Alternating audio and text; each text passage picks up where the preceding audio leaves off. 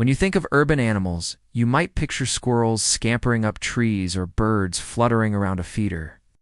But did you know there's a whole host of wild animals living in cities near you? They're just really good at hiding. So here's what a day in the life of a city critter looks like. Dawn is just breaking over the city, and the first rays of sunlight hit the high-rise condos downtown. A family of 4 red foxes slinks out from under a stairwell. In the concrete jungle, foxes are a common sight. They've adapted to life with humans, often taking up residence in parks, golf courses, and yes, big city backyards. This particular vixen has had enough of the tameness, though. She's sick of handouts and wants to get back to her wild roots. So, she's moved her family to a den under an apartment building rather than sticking around the zoo where handouts are plentiful. She leads her 3 kits down the alley, weaving between dumpsters as they go. Their breakfast is waiting for them in the back, a dead pigeon that one of the residents took out last night. Foxes are opportunistic omnivores, so they'll eat almost anything. And this meal is especially tasty because it comes with a side of cat food that the fox family has come to love. The little ones stuff their faces while Mama watches over them, occasionally snatching bites herself.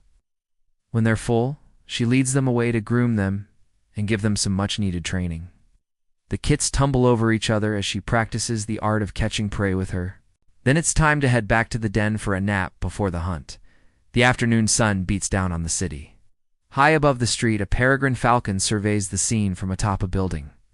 This super predator is the fastest animal on Earth, capable of diving at speeds over 240 miles per hour. But they're not just speedy. These raptors are also incredibly adaptable, which is why they can be found in big cities all over the world. The female falcon has set up her nest on a ledge, and it's here that she and her mate will raise their 2 young. That is, if she doesn't get hungry first. The female's eyes, adapted for hunting in bright daylight, spot a pigeon on the ground. With a powerful thrust from her legs, she launches into the air, beating the pigeon to the rooftop. There she tears into her prey, eating quickly to save her kill for her mate and chicks. Back at the nest, the male feeds the babies regurgitated chunks of pigeon, watching carefully for signs of distress. One chick looks healthy and alert, but the other seems lethargic. It's been cold lately, and this chick may not have the strength to regulate its own body temperature. The parents try to make up for this by huddling with their young, sharing body heat and keeping them warm until it's time for another feeding. Just like the red fox kits, the baby falcons tumble over each other. But these clumsy wrestling matches are all about honing their skills as fierce hunters. When they're ready, their father will take them on practice dives, teaching them how to chase down prey. Soon, they'll be ready to leave the nest and start hunting on their own. Meanwhile, back on the ground level, a raccoon emerges from a storm drain. Unlike the nocturnal red fox and the diurnal peregrine falcon, raccoons are most active during the night in the city. They're often called trash pandas due to their affinity for human garbage, but they're also happy to scavenge whatever they can find. As dawn approaches, this solo raccoon heads back to his home in the sewers. Life in the city can be dangerous for a raccoon, especially if you're not careful. Cars, dogs, and people can all pose a serious threat. Thankfully, the sewers provide him with a safe place to call home and plenty of access to food and water.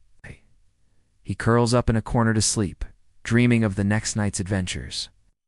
As the sun rises higher in the sky, the sounds of the city slowly wake up. The gentle lapping of a fountain in a courtyard, the distant whir of a passing train, the chatter of a TV left on by an early riser. Each sound blends together to form the unique symphony of urban life. And somewhere in the heart of the concrete, a possum clings to a tree, a squirrel scampers up a fire escape, a pigeon pecks at a discarded chip.